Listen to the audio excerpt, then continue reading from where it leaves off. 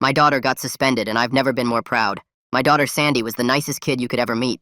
She never got into trouble, never talked back. She was the kind of kid who'd partner up with you on projects when she saw you were all alone.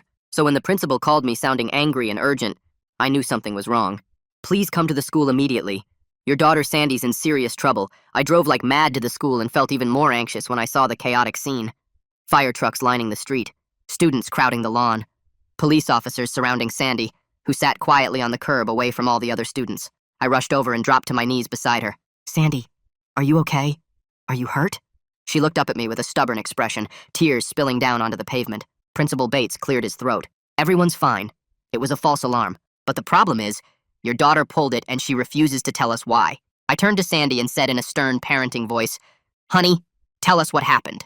At first she refused, but after a quick stare down, she finally whispered, Even if I do tell them, nothing's going to change. I paused. What do you mean nothing's going to change? She pointed across the parking lot at Mr. McCoy, her English teacher. It's his fault.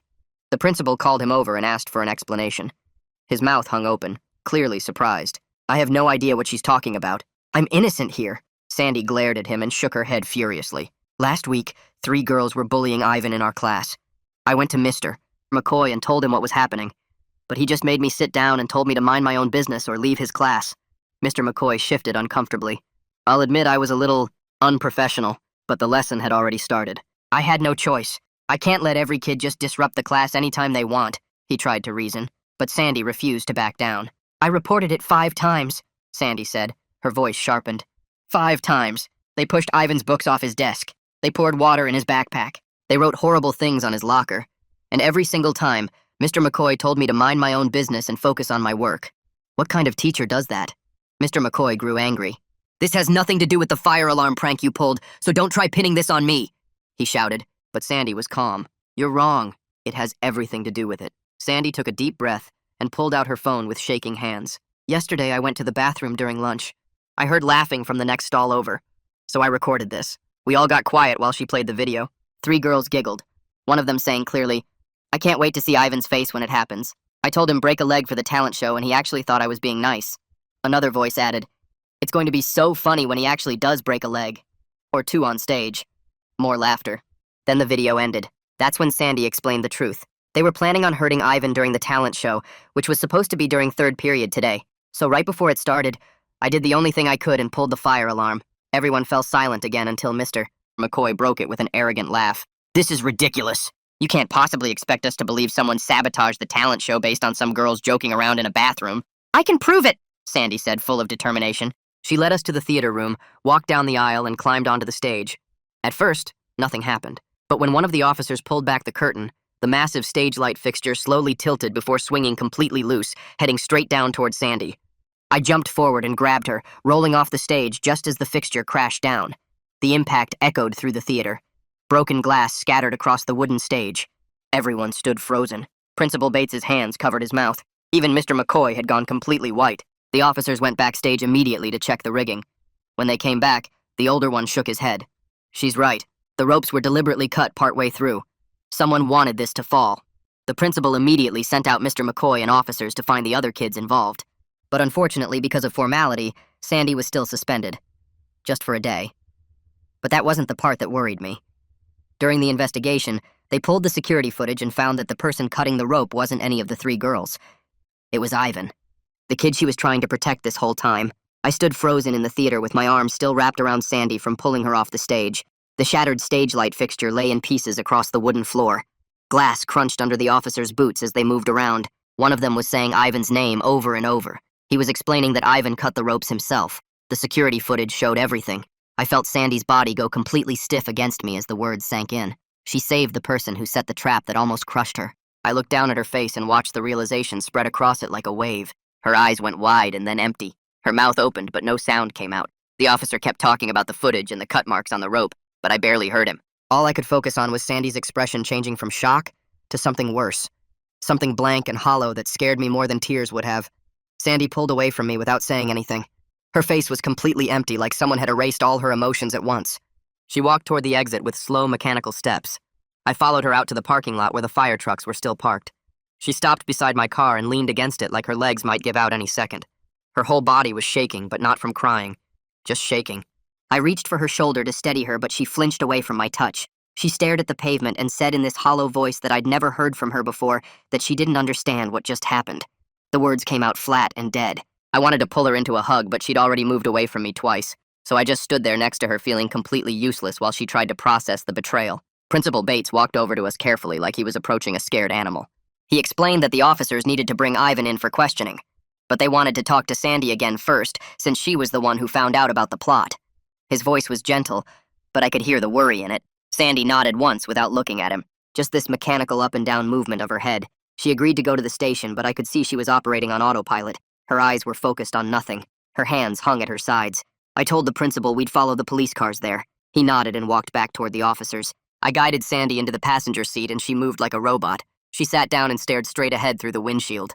Didn't put her seatbelt on until I reminded her. Didn't blink. Didn't move. Just stared at nothing while I drove behind the police cars through town. At the police station, a detective introduced herself as Anita McIntyre. She had kind eyes, but a direct way of speaking that made it clear she'd seen a lot in her career. She explained that this case had gotten much more complicated than anyone expected. She asked Sandy if she was ready to talk, and Sandy nodded that same mechanical nod. Detective McIntyre led us to a small room with a table and chairs. She asked Sandy to walk through everything again from the beginning. The bullying reports, Mr. McCoy's dismissals, the bathroom recording, her decision to pull the fire alarm. Sandy answered every question in this flat monotone that made my chest hurt. No emotion in her voice at all, just facts delivered like she was reading from a script. Detective McIntyre wrote everything down and asked follow-up questions. Sandy responded to each one the same way. Flat, empty, dead inside. I sat next to her watching this happen and feeling more scared than I'd felt in the theater. At least in the theater she'd been present. Now it was like she'd gone somewhere else entirely and left just her body behind to answer questions. After the interview, Detective McIntyre thanked Sandy and said she could wait outside while they talked to Ivan. We sat in the waiting area on hard plastic chairs. Sandy stared at her hands in her lap. Other people moved around us, but she didn't notice any of them. Officers walked past. Phones rang. Doors opened and closed. Sandy just sat there looking at her hands like they held answers. Then suddenly her face crumpled. Her shoulders started shaking. She made this sound that was half sob, half gasp. She cried that she was so sure she was doing the right thing, that she knew she was helping Ivan, that she'd been so certain about everything. And now, she didn't know what to believe anymore. I pulled her against me and held her while she sobbed into my shirt. Her whole body shook with crying. I had no idea what to say because I was just as confused and angry as she was. How could Ivan do this? How could he set a trap that almost killed the one person who tried to help him? I held Sandy and felt completely lost. I wanted to tell her everything would be okay, but I didn't know if that was true. Detective McIntyre came back after about 30 minutes. She pulled up a chair across from us and explained that Ivan had confessed to cutting the stage rigging, but he claimed he never meant for anyone to get hurt.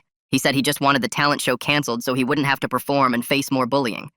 He didn't think anyone would actually go on stage to check the lights. He thought they'd just cancel the show when they saw the damage. Sandy looked at the detective with red, swollen eyes. She asked in this small voice if that was supposed to make it better. Detective McIntyre's expression softened. She admitted honestly that she didn't know. She said Ivan's intentions didn't change the fact that he'd created a deadly trap, but they also couldn't ignore that he was a scared kid who felt trapped himself. Sandy nodded slowly like she was trying to understand but couldn't quite get there. I thanked the detective and told her we needed to go home. She gave me her card and said to call if we needed anything. We drove home in complete silence. Sandy stared out the window the whole way. When we got there, she went straight to her room and closed the door. I stood outside in the hallway for a moment, listening to her move around inside. I heard drawers opening, her bed creaking, the sound of her crying quietly. I wanted desperately to go in there and fix this somehow, to say something that would make sense of Ivan's betrayal. But I knew I couldn't fix this with words. I couldn't fix betrayal and moral confusion with a pep talk. So I went downstairs and called my sister. She answered on the second ring, and I tried to explain what happened. I told her about the stage light and the fire alarm and Ivan cutting the ropes. I told her about Sandy's blank face and her crying in the police station. My sister listened to everything and then said something that actually helped. She said Sandy needed time to process, and I needed to just be there without trying to solve it. That sometimes the best thing a parent can do is sit with their kid in the confusion instead of rushing to make it better. That night, Sandy came down for dinner but barely touched her food. She pushed it around her plate while I tried to make conversation about normal things, the weather, her favorite TV show, anything but what happened. But she wasn't really listening. Finally, she put down her fork and asked me if I thought she did the right thing by pulling the fire alarm. I told her honestly that she absolutely did. She saved lives based on the information she had. She couldn't have known Ivan was the one who set the trap. She acted to protect someone she thought was in danger, and that took real courage. Sandy nodded, but she didn't look convinced at all. I could see her replaying every decision in her mind, wondering if she should have done something different, second-guessing herself even though there was nothing to second-guess. She'd done exactly what any good person would do, and somehow it had all gotten twisted around. The next morning, Sandy served her one-day suspension by staying home. I took the day off work to be with her. She spent most of the morning in her room, and I let her have that space. Around 11, I went up to check on her. I knocked softly, and she said I could come in. She was sitting on her bed with her phone in her hands. I realized she was watching her bathroom recording, the one with the 3 girls laughing about hurting Ivan. She'd played it over and over so many times the screen had those marks from repeated touching in the same spot. I sat down next to her and gently took the phone away. I suggested we go for a walk, get some fresh air. She looked at me like she was grateful someone had made a decision for her. She nodded and got up. We put on our shoes and headed outside into the cool morning air. During our walk, Sandy was quiet for a long time. We walked through the neighborhood past houses with perfect lawns and kids playing in yards. Finally, she said she kept thinking about how scared Ivan must have been to do something so dangerous and stupid. She said she understood being desperate when nobody listens to you. She'd felt that way when Mr. McCoy kept dismissing her reports, but she couldn't get past the fact that Ivan almost killed her when she was trying to help him. Her voice broke on the last part. I stopped walking and turned to face her. I told her that both things can be true at the same time. Ivan was a victim of bullying, and he made a terrible, dangerous choice. Those facts don't cancel each other out. They exist together even though that's really hard to accept. I said that complexity is hard, but it's real. Life doesn't always give us clear villains and heroes. Sometimes people are both at once. Sandy looked at me with tears in her eyes and nodded. She seemed to understand even though I could tell it didn't make the hurt any less. That afternoon, my phone rang with the school's number showing on the screen. I picked up and heard Principal Bates speaking in that careful voice people use when they're worried about lawsuits. He said the school wanted to meet with us before Sandy returned tomorrow to discuss the situation and next steps. I agreed to come in at 2 o'clock and hung up. Sandy was sitting on the couch when I told her about the meeting and her whole body went tense. She asked if she had to go and I said yes because this affected her directly. She nodded, but I could see the worry in her eyes about facing everyone again after what happened. We drove to the school an hour later and walked through the empty hallways since classes were still in session. The main office felt cold and official with its fluorescent lights buzzing overhead. Principal Bates met us at the door and led us into the conference room where 2 other people were already sitting. He introduced them as Marvin Harding, the school counselor, and someone from the district's legal department whose name I immediately forgot. They all had folders in front of them and serious expressions on their faces. Principal Bates started by explaining that Ivan was expelled and would face criminal charges for reckless endangerment. The legal person jumped in to say they were very concerned about Sandy's emotional well-being after such a traumatic experience. Marvin Harding nodded along and said something about processing and support. I sat there listening to them talk about Sandy like she wasn't right next to me and noticed something important. Nobody mentioned Mr. McCoy or his role in any of this. I waited for them to bring it up, but they just kept talking about Ivan and Sandy and moving forward. Finally, I interrupted and asked directly what consequences Mr. McCoy would face for ignoring 5 separate bullying reports. The room went quiet for a second. The legal representative shifted in her chair and said they were reviewing Mr. McCoy's handling of student concerns, but couldn't discuss personnel matters with us. That answer made my blood pressure spike. I leaned forward and pointed out that my daughter reported serious bullying 5 times and got dismissed every single time, which directly led to this whole crisis. Principal Bates promised a thorough review, but his tone made it clear they were more worried about protecting the school than holding anyone accountable. I could feel Sandy watching me as I argued with them about responsibility and consequences. The legal person kept using phrases like due process and proper channels, while I kept bringing it back to the basic fact that a teacher ignored a student in danger. Marvin Harding finally spoke up and asked if he could talk to Sandy privately. I looked at Sandy to check if she was okay with that, and she said yes, quietly. I walked out to the waiting area while they stayed in the conference room. The chairs out there were hard plastic and uncomfortable. I sat down and pulled out my phone but couldn't focus on anything. My mind kept circling back to how many adults had failed these kids. Mr. McCoy, who dismissed every report. The 3 girls who bullied Ivan without consequences. The system that seemed more interested in covering itself than fixing problems. I got angrier the longer I sat there thinking about it. 30 minutes passed before the conference room door opened. Sandy came out looking exhausted but slightly less tense than before. Marvin Harding followed her and told me he'd like to see Sandy twice a week for a while to help her process everything. I agreed immediately because Sandy clearly needed support beyond what I could provide. We drove home in silence, and I made dinner while Sandy did homework at the kitchen table. After we ate, she asked if we could talk about Ivan's home situation. She said Marvin had mentioned he was in foster care. I didn't know much beyond what the officers had said at the station, but I told her what I did know. Ivan had been in the system for 2 years after his parents lost custody. I didn't have details about why or what happened to his parents. Sandy got quiet and stared at her plate. She said she wished she'd known that before, like it might have helped her understand why he was struggling so much. I told her she couldn't have known, and even if she had, it wouldn't have changed what she needed to do. The next morning, I drove Sandy to the school and walked her to the entrance. Other students were arriving, and I watched them stare and whisper as Sandy passed. Some pointed, some pulled out their phones. Sandy kept her head down and walked straight to her first class without looking at anyone. I stood there for a minute after she disappeared inside, feeling sick about leaving her there. Then I drove to work but couldn't concentrate on anything. At lunch, my phone buzzed with a text from Sandy saying people were treating her like either a hero or a snitch. Nobody seemed to know how to act normal around her anymore. I texted back asking if she wanted me to pick her up early, but she said no, she could handle it. That afternoon, Detective McIntyre called while I was in a meeting. I stepped out to take it, and she explained she'd been investigating Ivan's background. She said Ivan had been living with a foster parent named Blake Stevenson, who had no idea about the bullying or Ivan's mental state getting worse. Blake seemed really upset and wanted to understand what he'd missed. I asked if it would help Sandy to hear from Ivan's foster father, and McIntyre said she'd ask Blake if he was willing to meet with us. 2 days later, Blake Stevenson came to our house looking like he hadn't slept in weeks. His eyes were red, and he kept rubbing his hands together nervously. He sat down on our couch and explained that Ivan had been with him for 18 months. Things seemed to be going well until this school year started. Blake said Ivan stopped talking about school around the same time the bullying began, but he thought it was just normal teenage privacy. He didn't realize it was a warning sign that something was seriously wrong. I heard footsteps on the stairs and saw Sandy sitting halfway up listening to everything. She didn't come down, but she was clearly hearing every word Blake said. Blake's voice started shaking when he told me about finding a notebook in Ivan's room. Ivan had been writing down every incident of bullying with dates and details like he was building a case nobody would ever see. Blake said Ivan wrote about Sandy too, about how she kept trying to help and how much he appreciated it but also resented needing help. Blake's voice broke completely when he said Ivan had written that he wanted to disappear. Cutting the ropes felt like a way to make everything stop without directly hurting himself. The room was completely silent after Blake finished talking. He sat there with his head in his hands, looking broken. I didn't know what to say because what do you say to that? After Blake left, I heard Sandy coming down the stairs. She walked into the living room crying and said she didn't know how to feel about any of this anymore. She was angry at Ivan for betraying her trust and nearly killing her, but she was also heartbroken for the kid who felt so trapped he'd rather rig a stage light to fall than face another day of bullying. I pulled her into a hug and held her while she cried. I told her she didn't have to choose one feeling or the other. She could hold both anger and compassion at the same time. Both were real, and both were okay. She nodded against my shoulder and kept crying. I just held her and let her feel everything she needed to feel without trying to fix it or make it better, because sometimes that's all a parent can do. Over the next week, Detective McIntyre called with updates about her investigation into the 3 girls who bullied Ivan. She found records showing they had targeted other students before him. 2 kids from last year transferred schools because of harassment from these same girls. Another student had filed a complaint with the principal that went nowhere. McIntyre said she was building a case showing this was a pattern, not just teenage drama like the school kept claiming. Sandy felt proven right that these girls were actually dangerous, but knowing that didn't make Ivan's betrayal hurt any less.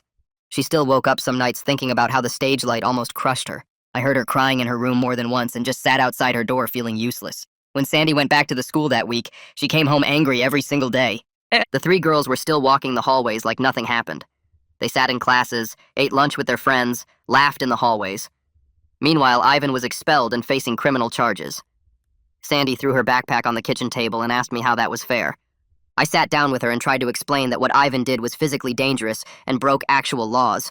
The girls were cruel and wrong, but cruelty isn't illegal the same way cutting ropes and nearly killing someone is. Sandy crossed her arms and said she understood that, but it still felt wrong that they faced basically nothing while Ivan's whole life was destroyed. I agreed with her. The school's usual punishment of detention and suspension felt like a joke compared to what they'd done. But I also told her that sometimes the legal system and the fairness system don't line up the way we want them to. That didn't make Sandy feel better.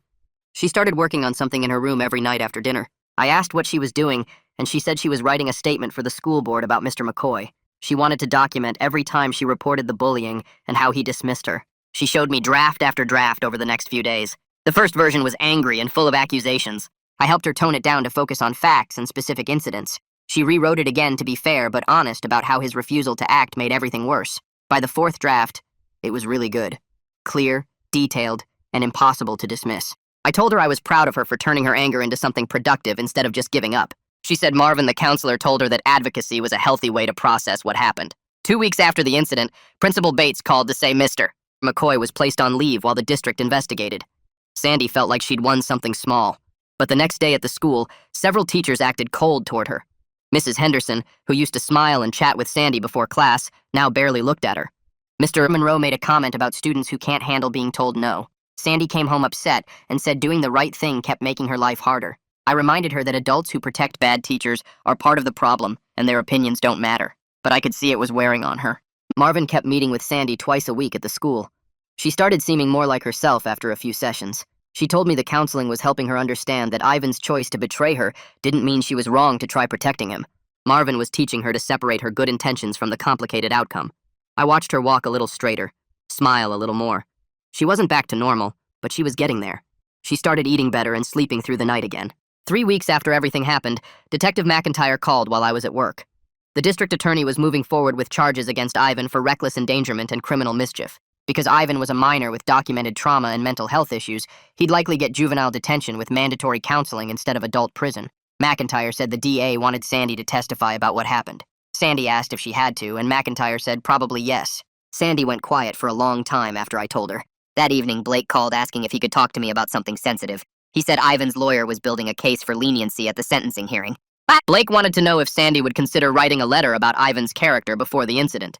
Not excusing what Ivan did, just providing context about the bullying and how Ivan used to be kind. Blake's voice shook when he said he wasn't asking her to forgive Ivan, just to tell the truth about who he was before desperation changed him. I told Blake I'd ask Sandy, but that it was completely her choice. Nobody would blame her for saying no after what Ivan put her through. Sandy spent 3 days thinking about Blake's request. She'd start to say something about it, then stop. She'd pick up her phone like she was going to text me her decision, then put it down. Finally, she came to me and said she was going to write the letter because it was the truth. Ivan had been kind before everything fell apart. She spent hours on it, writing about how Ivan used to share his lunch with kids who forgot theirs, how he helped struggling students with homework during study hall, how he always held doors open and said thank you to the cafeteria workers. She made it clear these good things didn't excuse his dangerous choice, but they showed he wasn't just some villain. He was a hurt kid who made a terrible decision. I read the letter when she finished and felt incredibly proud. Most adults can't hold that kind of complexity. The school board scheduled a hearing about Mr. McCoy's handling of bullying reports. I took off work to go with Sandy. The meeting room was packed with parents, students, and teachers. 6 students came forward with stories almost identical to Sandy's. A girl named Jody said she reported a boy grabbing her in the hallway 3 times, and Mr. McCoy told her boys will be boys. A kid named Larry said he told Mr. McCoy about racist comments another student made and got sent to the principal for disrupting class. Another girl said she reported theft from her locker, and Mr. McCoy said she probably just lost her things. The pattern was obvious. Mr. McCoy cared more about controlling his classroom than protecting students. I sat there getting angrier with each story, thinking about how many kids he'd failed. Mr. McCoy sat at the front table looking defensive. When it was his turn to speak, he said he had 30 students per class and couldn't stop lessons every time someone had a complaint. He said kids today are too sensitive and need to learn to handle minor conflicts themselves. He actually used the words minor conflicts while talking about bullying that drove a kid to cut stage rigging. His complete lack of understanding about the difference between minor conflicts and serious bullying was stunning. I watched the board members exchange looks. One woman shook her head. A man wrote something down with hard, angry strokes of his pen. Mr. McCoy kept talking, digging himself deeper, acting like he was the victim of oversensitive students and overreacting parents. Isaiah Chandler, one of the board members, leaned forward in his seat and looked straight at Mr. McCoy. He asked why Sandy had to come to him 5 separate times about the same bullying situation before anyone took it seriously. Mr. McCoy shifted in his chair and said Sandy was being disruptive during class time, and he had to make a judgment call about maintaining order. Isaiah nodded slowly, and then pointed out that his judgment call almost got a student killed when that stage light came down. The entire room went completely silent. Nobody moved or spoke for what felt like forever. Mr. McCoy's face turned red, and he looked down at the table in front of him. The board members started whispering to each other and passing notes back and forth. After about 15 minutes of discussion, the board chair announced they were terminating Mr. McCoy's employment effective immediately. She read from a paper about his pattern of ignoring mandatory reporting requirements for bullying and his failure to protect student safety. Mr. McCoy stood up fast and started to argue, but a security officer stepped forward and he just grabbed his briefcase and walked out. Sandy sat next to me watching the whole thing happen. I expected her to look happy or relieved, but instead she just looked tired and kind of empty. On the drive home, she stared out the window without saying much. I told her this was progress and that future students would be safer because she spoke up. She nodded but said it felt weird that Mr. McCoy losing his job didn't make her feel better about what happened. I understood what she meant because accountability doesn't undo damage that's already done. Over the next 2 weeks, Detective McIntyre called several times about Ivan's upcoming court date. She said Sandy would need to testify about the bullying she witnessed and her decision to pull the fire alarm. Sandy got more anxious each time the phone rang. McIntyre came to our house one afternoon to help Sandy practice her testimony. She sat across from Sandy at our kitchen table and asked questions like a lawyer would. Sandy's hands shook when she answered, and her voice kept getting quieter. McIntyre told her to speak up and stick to just the facts without adding opinions or feelings. They practiced for over an hour, and by the end, Sandy looked exhausted. After McIntyre left, Sandy came to me and said she was worried about seeing Ivan in court and not knowing how to feel about him anymore. I told her she didn't have to have it all figured out right now. She just needed to tell the truth about what she saw and what she did. Sandy nodded, but I could tell she was still struggling with the whole situation. The night before the hearing, I woke up around 2 in the morning and found Sandy standing in my doorway. She asked if she could come in, and I moved over so she could sit on the edge of my bed. She wanted to know if I thought Ivan hated her for getting him in trouble. I turned on the lamp and looked at her tired face. I explained that Ivan made his own choices when he cut those ropes, and the consequences were his responsibility, not hers. Sandy said she understood that logically, but it was still hard not to feel guilty. I told her I was struggling with similar feelings about not protecting her better from this whole mess. We sat there together in the quiet dark for a while before she went back to her room. The juvenile court building was smaller than I expected. We arrived early and sat in the hallway outside the courtroom until they called Sandy's name. I had to stay in the gallery while she walked up to the witness stand. She looked so small, sitting in that chair with the microphone in front of her. The prosecutor asked her to describe the bullying she witnessed against Ivan. Sandy's voice was nervous but clear as she talked about the girls pushing Ivan's books off his desk and pouring water in his backpack. She explained how she reported it to Mr. McCoy 5 times and got dismissed every time. When the prosecutor asked about pulling the fire alarm, Sandy described hearing the girls' conversation in the bathroom and making the decision to stop the talent show. The prosecutor then asked if she was scared when the stage light fell toward her. Sandy paused and said yes, but that she felt more sad than angry about why it happened in the first place. The judge thanked her for her honesty and told her she could step down. Sandy walked back to sit with me, and I squeezed her hand. Ivan's lawyer called Blake Stevenson next. Blake walked to the stand looking nervous and guilty at the same time. The lawyer asked him about Ivan's background and trauma history. Blake explained that Ivan had been in foster care for 18 months after his parents lost custody. He described Ivan's progress in therapy and his belief that Ivan could recover with proper treatment. Then Blake pulled out a folded paper and said he wanted to read something Sandy had written about Ivan's character before the incident. He read about Ivan sharing his lunch and helping other students with homework. His voice cracked when he read the part about Ivan holding doors open and saying thank you to cafeteria workers. I looked over at the defense table and saw Ivan crying with his head down. Sandy watched him with an expression I couldn't quite figure out. It looked like a mix of caring and being careful at the same time. The judge took a break to review everything before announcing the sentence. When court resumed, she said Ivan would serve 18 months in juvenile detention with mandatory therapy and counseling. After that, he'd have 2 years of supervised probation. She also ordered community service and said Ivan needed to write apology letters to everyone affected by his actions. Sandy seemed okay with the sentence. She told me later it felt fair because it held Ivan accountable, but also got him the help he needed instead of just punishing him.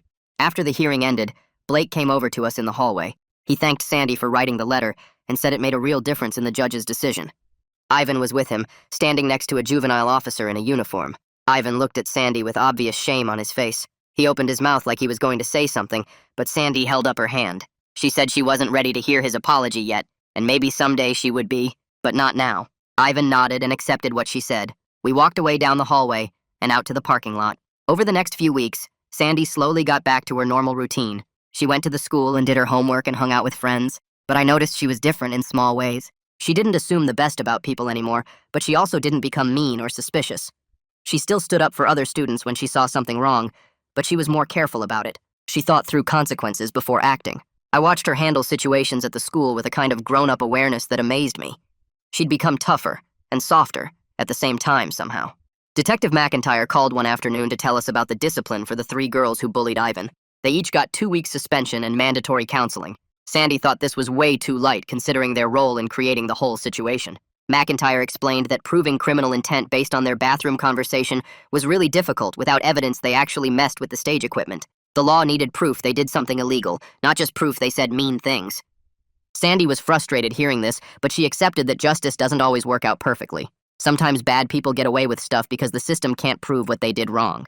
Over the next few weeks, the school board held emergency meetings about what happened. Principal Bates called me in to discuss new safety rules they were planning. Sandy came with me and sat through the whole meeting listening to adults argue about reporting systems and teacher training. When they asked for student input, Sandy spoke up about how kids need a way to report problems without going through teachers who might ignore them. The board members looked surprised, but they wrote down everything she said. A woman from the district office asked Sandy if she'd be willing to help design an anonymous reporting app for students. Sandy agreed right away and spent the next month working with the tech team after school. She tested different features and gave feedback on what would actually make kids feel safe enough to report bullying.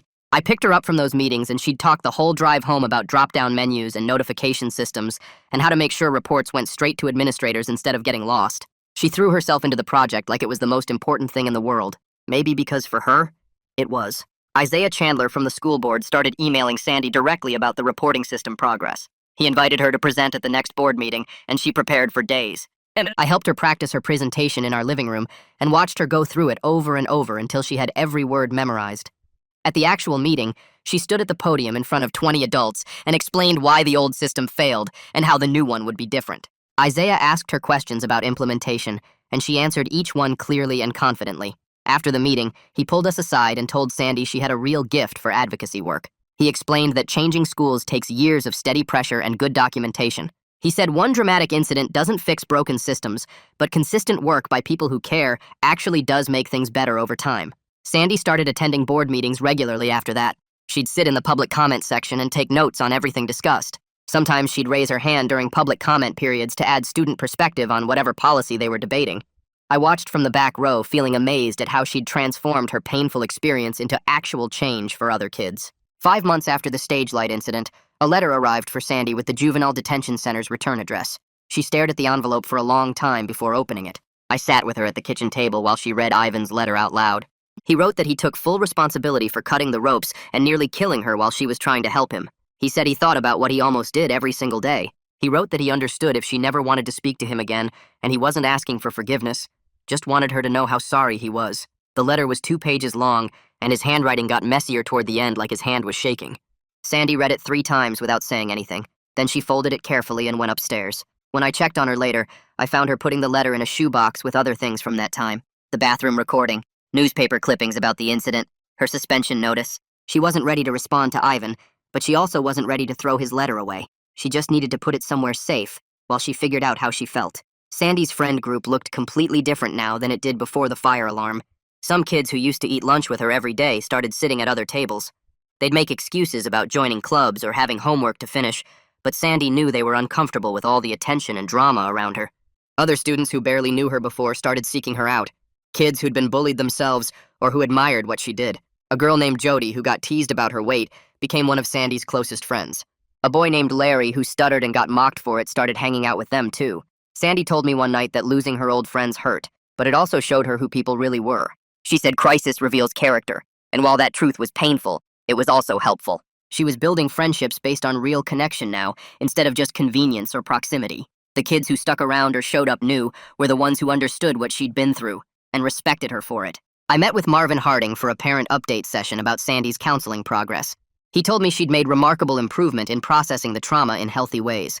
He said most kids struggle to hold complicated truths at the same time, but Sandy had developed an unusual ability to do exactly that. She understood she did the right thing by pulling the fire alarm. She understood Ivan betrayed her trust. She understood Ivan was also a victim of bullying. She understood the system failed everyone involved.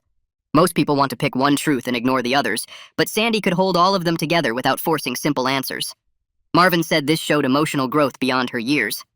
I thanked him for helping her, but I also felt sad hearing this. My daughter shouldn't have needed to develop this kind of complicated thinking at 13 years old. She should have been worrying about homework and friends and normal middle school problems. Instead, she was learning hard lessons about betrayal and institutional failure and moral complexity. I was grateful for her strength, but angry that she'd been forced to become this strong. The local news ran a story about the school's new anti-bullying system. The reporter interviewed Principal Bates and showed footage of the anonymous reporting app Sandy helped design. The story mentioned a serious incident that prompted the changes, but didn't name any students involved. Sandy's friends recognized it immediately, though. At lunch the next day, several kids asked her about it. She handled their questions with surprising grace. She explained what happened without making herself sound like a hero or dramatizing the danger. She focused on why the new system mattered and how it would help other students. She didn't seek attention or try to make the story about her. One girl asked if she was scared when the stage light fell, and Sandy said yes, but that wasn't the point. The point was that kids needed adults to listen when they reported problems. I heard about these conversations from other parents whose kids told them what Sandy said. They were impressed by how she owned her experience without letting it define her completely. Blake Stevenson started sending occasional emails about Ivan's progress in the juvenile facility. He said Ivan was doing well in therapy and had started tutoring other kids there in math and English. Blake thought this was a good sign that Ivan was finding healthy ways to help people instead of hurting himself or others. I shared these updates with Sandy when she asked about them.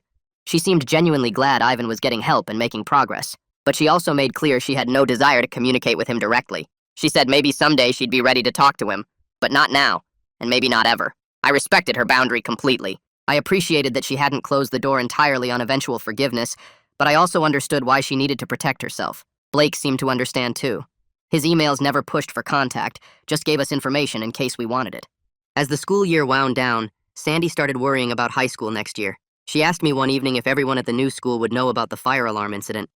She was scared her reputation would follow her and she'd be defined by this one thing forever. I reminded her that high school was much bigger with hundreds of students from different middle schools. Most kids wouldn't know or care about middle school drama. The ones who did know would probably think what she did was brave. Sandy seemed relieved by this perspective.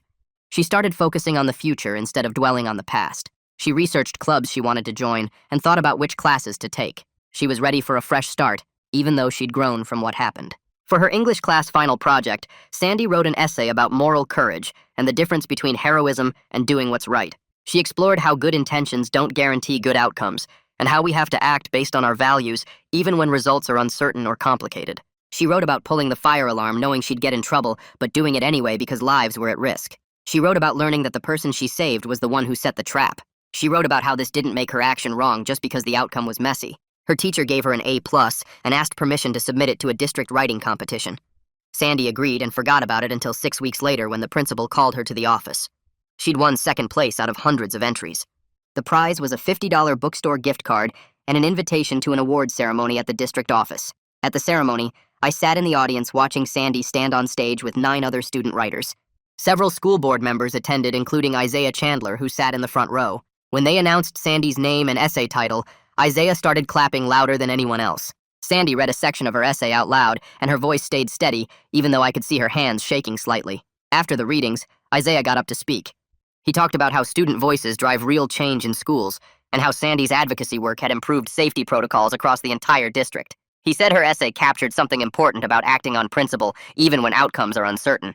Sandy gave a short speech thanking everyone who supported her and emphasizing that real change requires institutional commitment, not just individual courage. She said one person pulling a fire alarm doesn't fix a broken system, but it can start conversations that lead to better policies if adults are willing to listen and act. I sat in the audience feeling overwhelmed with pride at who my daughter was becoming. She'd taken something terrible and transformed it into wisdom and advocacy that would help countless other students. She'd grown up too fast and in painful ways, but she'd grown into someone remarkable. The 3 girls came back to the school 2 weeks later after finishing their suspension and counseling sessions. Sandy spotted them in the hallway between second and third period on their first day back. They saw her too, and immediately looked down at their shoes while walking past. One of them clutched her binder tighter against her chest. Sandy kept walking to her locker without saying anything. She didn't want a confrontation or an apology or any kind of interaction at all. She just wanted them to leave other vulnerable kids alone from now on. Over the next few weeks, Sandy noticed them staying quieter in classes they shared. They didn't laugh as loudly or whisper behind their hands when certain students walked by. But Sandy watched how they still grouped together at lunch and sometimes glanced at other students with expressions that looked calculating. She doubted they'd actually changed inside. They'd just learned to hide their cruelty better. Sandy came home one afternoon in early May with a brochure about peer counselor programs. She spread it out on the kitchen table while I made dinner. She explained that the school was looking for students to train as peer counselors for next year. Kids could come talk to peer counselors about problems with friends or teachers or bullying without having to go straight to adults. Sandy wanted to apply. I looked at the requirements and time commitment. 2 training sessions per week over the summer, and 4 hours per week during the school year meeting with other students. Sandy would be taking on a lot of emotional weight from other people's problems. I worried it might be too much for her after everything she'd been through. But when I looked at her face, I saw excitement instead of burden. She told me she finally understood what she wanted to do with her experience. She wanted to help other students feel heard when adults weren't listening. I agreed to let her apply, and she filled out the forms that same night. A week later, Marvin called me at work. He'd reviewed Sandy's application and wanted to offer her a spot in the training program. He said her experience with the fire alarm incident and her understanding of how systems fail students made her exactly the kind of peer counselor the program needed. He offered to train her personally over the summer in active listening and conflict resolution. I thanked him and told Sandy when I got home. She grinned bigger than I'd seen in months. The school year started winding down in late May. Final projects were due. Teachers stopped assigning new homework. Students signed yearbooks during lunch. One evening, Sandy and I sat on the back porch after dinner watching the sun go down. She'd been quieter than usual all week, and I could tell something was on her mind. I asked her what she was thinking about. She took a long breath and said she'd been thinking about everything that happened with Ivan and the fire alarm, and how nothing turned out the way she expected. I waited for her to continue. She said she used to think doing the right thing meant you'd get a good outcome. Help someone and they'd be grateful. Report bullying and adults would fix it. Pull a fire alarm to save a life and everyone would understand. But none of that happened the way it should have. She did everything right and still ended up hurt and confused and almost killed by the person she was trying to protect. I nodded and asked if that meant she wished she'd done something different. She shook her head quickly. She said she'd do it all again because even though the outcome was messy and painful, she still saved lives that day. The stage light would have fallen on someone during the talent show if she hadn't pulled that alarm. Maybe Ivan. Maybe some other kid. She'd learned that you can do everything right and still end up hurt, but that doesn't mean you should stop trying to help people. She'd just learned to protect herself better while doing it, to set boundaries and ask for help and not carry everything alone. I told her that balance between compassion and self-protection was something most adults never figured out. She was already ahead of where I was at her age. The last day of school arrived on a hot Friday in early June. Students cleaned out their lockers and returned textbooks. Teachers handed back final projects. Sandy walked through the hallways one last time before summer started. 3 different students approached her separately throughout the day. A girl from her math class stopped her by the water fountain and thanked her quietly for speaking up about bullying at the school board meetings. She said teachers were actually listening to reports now because of what Sandy did. A boy from her English class found her at lunch and told her his older sister had been bullied for 2 years and nobody did anything until the new protocols went into effect. Sandy listened to each story without interrupting. She realized her experience had created space for other students to be heard, even though it cost her so much personally. Another girl caught her in the parking lot before Sandy's bus left. She said she'd been thinking about pulling a fire alarm herself last year when she saw someone getting hurt, but was too scared of getting in trouble. She thanked Sandy for being brave enough to do what she couldn't. Sandy got on the bus feeling strange. The incident had been so painful and complicated for her, but for other students it was simpler. They just saw someone who stood up when adults failed. Summer started, and Sandy began her peer counselor training with Marvin the following Monday. They met twice a week in his office at the school. I drove her there each morning and picked her up 3 hours later. She came out of the first session carrying a thick binder full of materials about active listening and conflict resolution. The second session focused on recognizing when situations needed adult intervention versus peer support. The third session covered setting emotional boundaries so counselors didn't absorb other people's trauma. Sandy absorbed everything Marvin taught her. She practiced active listening techniques on me at home. She'd repeat back what I said to make sure she understood correctly. She'd ask open-ended questions instead of yes or no questions.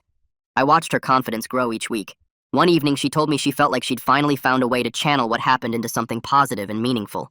She wasn't just a victim or a hero from some incident last fall. She was becoming someone who could actually help other students navigate the same broken systems she'd learned to survive. Blake called on a Tuesday afternoon in late July. I answered and he asked if Sandy was home. I told him she was at the library. He said he'd call back, but I asked what it was about. Blake explained that Ivan was released early for good behavior and exceptional progress in therapy. He'd serve the rest of his sentence on probation with continued counseling. As part of his restorative justice requirements, Ivan needed to meet with the people he'd harmed and take accountability. Blake asked if Sandy would be willing to meet with Ivan, only if she was comfortable. No pressure at all. I told Blake I'd talk to Sandy about it and call him back. When Sandy got home, I explained Blake's request. She went to her room without responding. She stayed up there through dinner. I left a plate outside her door. The next morning, she came down and said she needed a few more days to think about it. She spent those days quieter than usual. She'd start to say something and then stop. On Friday evening, she told me she was ready to hear what Ivan had to say. She didn't know if she could forgive him, but she wanted to try. I called Blake and we scheduled the meeting for the following week. The meeting happened at a community center conference room on a Wednesday morning. Marvin met us in the parking lot and walked us inside. Ivan and Blake were already sitting at a table when we entered. Ivan looked different, thinner. His hair was shorter. He wore a plain gray shirt and jeans. He stood up when he saw Sandy and his hands shook. Marvin sat between them and explained the ground rules. Ivan would speak first. Sandy would respond when she was ready. Either person could pause or stop the meeting at any time. Ivan nodded and looked at Sandy. He said he thought about what he almost did to her every single day. He said her kindness before the incident made his betrayal even worse because she was the only person trying to help him, and he nearly killed her for it. His voice cracked and he looked down at his hands. He said he didn't expect her to forgive him. He just needed her to know how sorry he was. Sandy sat quietly for a long moment. Then she said she forgave him, but forgiveness didn't mean forgetting what happened or going back to being friends like before. Ivan's shoulders relaxed slightly. He said he understood completely. Sandy asked what he'd learned in therapy. Ivan took a breath and explained he'd been working on understanding why he made such a dangerous choice. He said he'd felt trapped with no way out. The bullying kept getting worse. Adults kept ignoring it. He started thinking about hurting himself but couldn't go through with it. So he came up with a plan that felt like it would make everything stop without directly harming himself. He didn't think about how it could hurt other people. He just wanted the pain to end. His therapist had been teaching him to ask for help instead of trying to handle everything alone or making destructive choices when he felt trapped. Sandy nodded slowly. She said she was glad he was getting help and working on himself. But she also said she couldn't be part of his recovery process going forward. She needed to focus on her own healing and her own future. Ivan said he didn't expect anything from her. He was grateful she even agreed to meet with him. They stood up at the same time. Ivan extended his hand. Sandy looked at it for a moment before shaking it briefly. Then she turned and walked out with me following behind. In the car afterward, Sandy stared out the window without speaking. We drove for 10 minutes before she said anything. Then she told me she felt lighter, like she'd been carrying weight she didn't even realize was there. Seeing Ivan take accountability and work on himself helped her let go of the anger and confusion she'd been holding. She wasn't glad the incident happened. She still had nightmares sometimes about the stage light falling, but she was proud of how she'd handled everything. Proud of pulling the fire alarm even though it got her in trouble. Proud of speaking up at the school board meetings. Proud of turning her pain into advocacy that helped other students. She said she'd grown from the experience in ways she never expected. I reached over and squeezed her hand. August ended and high school loomed ahead. Sandy spent the last week of summer shopping for school supplies and reviewing her class schedule. She'd signed up for peer counseling as an elective. She'd also joined the student leadership committee that worked on the school climate issues. One evening, she showed me the committee's mission statement, and her eyes lit up while reading it. She talked about ideas she wanted to propose in their first meeting, ways to make reporting systems more accessible, training for teachers on recognizing bullying patterns, student forums where kids could share concerns directly with administrators. She wasn't anxious about starting high school. She was excited. She'd found her voice and her purpose. I wished she hadn't needed to go through trauma to discover them, but I couldn't deny I was amazed by who she'd become. Strong and compassionate, boundaried but caring, ready to fight for other students while protecting herself. Ready to make high school better than middle school had been. Year started.